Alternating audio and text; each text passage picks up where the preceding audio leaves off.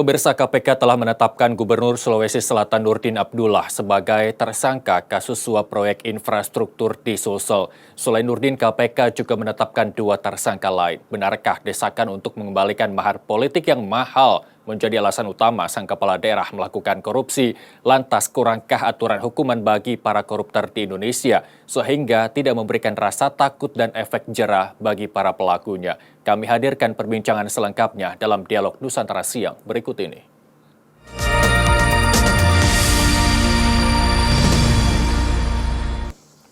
Sudah bergabung bersama kami melalui sambungan Zoom Profesor Agus Surono, pakar hukum pidana. Selamat siang, Prof. Selamat siang. Ya, terima kasih sudah bergabung bersama kami di Nusantara TV. Terima kasih sama-sama. Baik, Prof, sebelum kita jauh berbicara soal aturan hukum koruptor di Indonesia, tanggapan Anda terkait kasus korupsi yang menjerat Gubernur Sulawesi Selatan Nurdin Abdullah seperti apa? Ya, menurut saya ini lagi-lagi hal yang memalukan saya kira ya. Mestinya seorang pejabat menjadi contoh yang baik untuk tidak melakukan pengulangan yang sama ya terkait dengan soal korupsi. Karena sebenarnya kan hal ini adalah semangat reformasi tahun 99 ya, yang katakanlah ada Undang-Undang 28 tentang penyelenggaraan negara yang bebas dari KKN. Nah ini terjadi lagi dilakukan oleh oknum ya, saya mengatakan oknum pejabat yang dalam hal ini adalah gubernur begitu. Intinya bahwa mestinya harusnya berulang kali ini tidak boleh terjadi. Namun karena lagi-lagi terkait soal adanya biaya yang tinggi berkaitan dengan proses pemilihan kepala daerah ini menjadi persoalan, memang menjadi problem yang ada di kita, sehingga tidak lahir kader-kader yang memang mempunyai satu integritas yang baik dalam rangka untuk melaksanakan emban amanah yang diemban oleh kepala daerah tersebut, sehingga ketika menjadi pejabat ya dia tidak akan melakukan hal-hal yang mencederai prinsip-prinsip demokrasi tersebut. Baik, Prof, bukan hanya kepala daerah saja, mungkin sejumlah lapisan masyarakat bisa ditelisik apa sebenarnya faktor yang mendorong mereka melakukan tindak pidana, Prof? Ya, sebenarnya kan begini, kalau di dalam hukum itu kan ada 3 faktor yang sangat penting ya di dalam kaitannya dengan soal penegakan hukum. Satu soal substansinya. Saya kira kalau substansi dari peraturan perundang-undangan yang kaitannya dengan hukum tindak pidana korupsi ini sudah jelas ya, baik itu hukum materialnya yang ada di dalam Undang-Undang 31 maupun perubahannya, kemudian hukum acaranya yang ada di KUHP maupun yang ada di dalam Undang-Undang KPK saya kira. Nah, namun demikian ya terkait dengan hal soal masalah ini kan tentu ada salah satu faktornya diantaranya adalah kaitannya dengan budaya hukum masyarakat.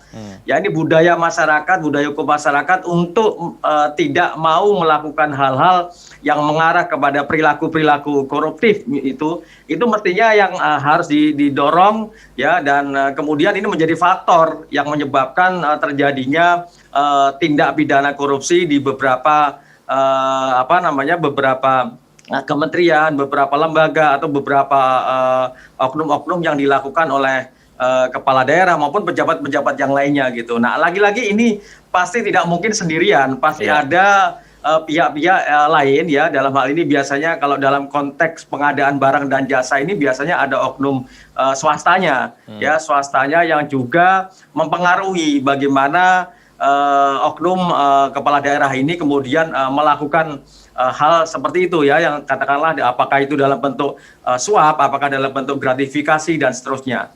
Baik, Prof, kalau menurut hemat Anda, pengamatan Anda sejauh ini Indonesia bagaimana dengan edukasi hukumnya kepada masyarakat sehingga masyarakat sudah memiliki pelajaran ataupun guidance diri untuk tidak melakukan tindak pidana tersebut, Prof? Ya, sebenarnya kan dari institusi aparat penegak hukum ya, baik itu yang ada di kepolisian, kejaksaan maupun KPK sendiri kan sudah ada acuan ya. Ada buku atau ada pedoman yang bisa dijadikan sebagai rujukan dalam rangka untuk melakukan sosialisasi.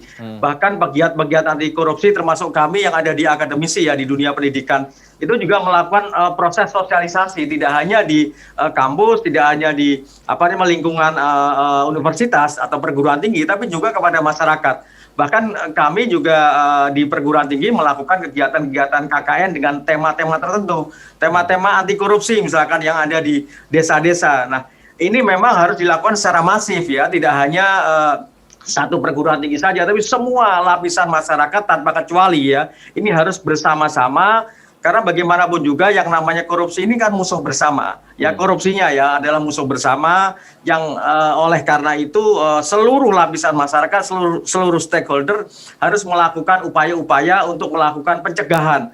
Saya mengatakan bahwa keberhasilan sebuah penegakan hukum kaitannya dengan pemberantasan tindak pidana korupsi itu berhasil ketika jumlah koruptornya itu semakin sedikit.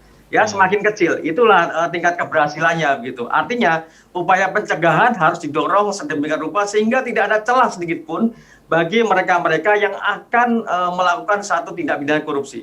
Baik, Prof, kita tahu bahwa praktisi hukum, terus kemudian ada lembaga-lembaga seperti ICW dan pegiat anti korupsi lain memang sudah gencar melakukan sosialisasi bahwa pencegahan tindak pidana korupsi sangat penting. Lalu bagaimana dengan pemerintah dalam hal ini? Apakah menurut Anda sudah cukup upaya pemerintah untuk melakukan pencegahan tindak pidana korupsi, terutama mereka-mereka yang berada di lingkungan pejabat pemerintahan begitu, Prof? Ya, saya kira upaya-upaya luar biasa ya. Namun lagi-lagi kepada kultur atau mental ya, mental dari oknum-oknum pejabat ini yang kemudian cenderung untuk melakukan suatu perilaku yang menyimpang tadi, yang dalam hal ini adalah perilaku koruptif tadi. Saya kira banyak juga kerjasama dengan KPK misalkan ya, kaitannya dengan kepala daerah di seluruh Indonesia yang kemudian melakukan sosialisasi bagaimana kaitannya dengan program-program pencegahan tindak pidana korupsi ya di seluruh daerah yang ada itu sudah dilakukan juga. Tidak hanya KPK, saya kira teman-teman di Kejaksaan juga melakukan hal seperti itu ya, teman-teman di kepolisian juga demikian. Namun lagi-lagi bahwa hal seperti ini tergantung dari mental, tergantung dari integritas dari oknum aparat pejabat yang kemudian melakukan tindak pidana korupsi itu. Gitu. Baik, Prof, mungkin saya singgung sedikit ketika Anda mengatakan bahwa kurangnya integritas dan mental seseorang yang menjabat sebagai kepala daerah ini. Siapa yang harus mungkin lebih konsentrasi terhadap bentukan integritas seseorang yang akan memimpin suatu daerah? Apakah mungkin salah kaderisasi partainya atau dan lain sebagainya? Anda menelisiknya seperti apa? Ya, ada beberapa hal yang harus kita cermati ya. Pertama dari undang-undang ya, undang-undang pemilu kada yang kemudian memberikan satu peluang ya sehingga biaya mahal dari satu proses pemilu kada ini juga menjadi salah satu faktor penyebabnya. Kemudian bagaimana proses rekrutmen di internal partai politik ya, saya kira itu menjadi suatu hal yang sangat penting.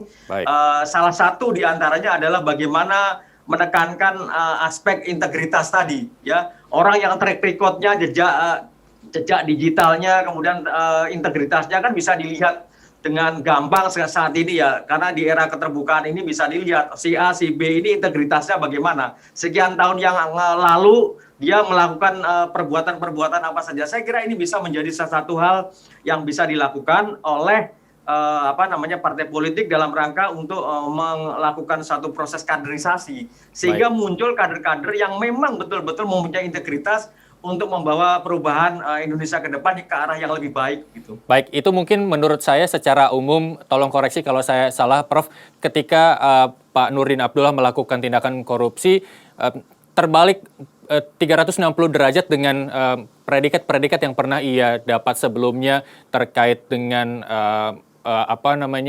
penghargaan anti korupsi dan lain sebagainya. Ini mungkin lebih ke arah pribadi jadinya kalau Nurdin Abdullah ini track record-nya bagus, kemudian sekarang terjerat tindak pidana korupsi begitu ya, Prof ya? Ya, lagi-lagi kan tadi saya katakan mental ya, mental seseorang untuk kemudian tetap istiqomah, kalau bahasa saya menyampaikannya konsisten begitu ya. Konsisten dengan track record atau integritas yang selama ini dia capai. Karena bagaimanapun juga apa yang sudah dirintis dari mulai nol sampai kemudian karir yang luar biasa itu mestinya harus dijaga amanah itu. Jangan sampai kemudian tergoda oleh apapun juga. Meskipun saya yakin ya seorang oknum Pak Nurdin Halid misalkan ya, Pak Nurdin Abdullah, Abdullah. Pak Nurdin Abdullah Ya. ini adalah merupakan satu seseorang yang kemudian tergoda ya untuk melakukan hal seperti itu. Karena lagi-lagi ada bujuk rayu kan dari pihak-pihak yang lainnya kan, pasti kan. Tidak mungkin dia kemudian peluang-peluang itu ketika kemudian ditutup oleh satu sistem yang tidak mungkin dia untuk melakukan satu perbuatan tindak pidana itu, maka kemudian ini pasti akan mengurangi kemungkinan peluang seseorang untuk melakukan satu tindak pidana itu. Baik, Prof, seakan tidak belajar dari dua menteri yang terjerat kasus korupsi, dari Menteri KKP, terus kemudian Menteri Sosial. Meski mereka belum divonis berapa hukumannya, tapi paling tidak seharusnya Pak Nurdin Abdullah berkaca kepada mereka yang sebagai pejabat publik untuk tidak melakukan korupsi. Apakah ini bukti bahwa efek jera bagi para pelaku koruptor di Indonesia belum mencapai tujuannya, Prof? Tapi jangan dijawab dulu, Prof, karena kita harus break sejenak. Pemirsa, Nusantara Siang akan kembali sesaat lagi.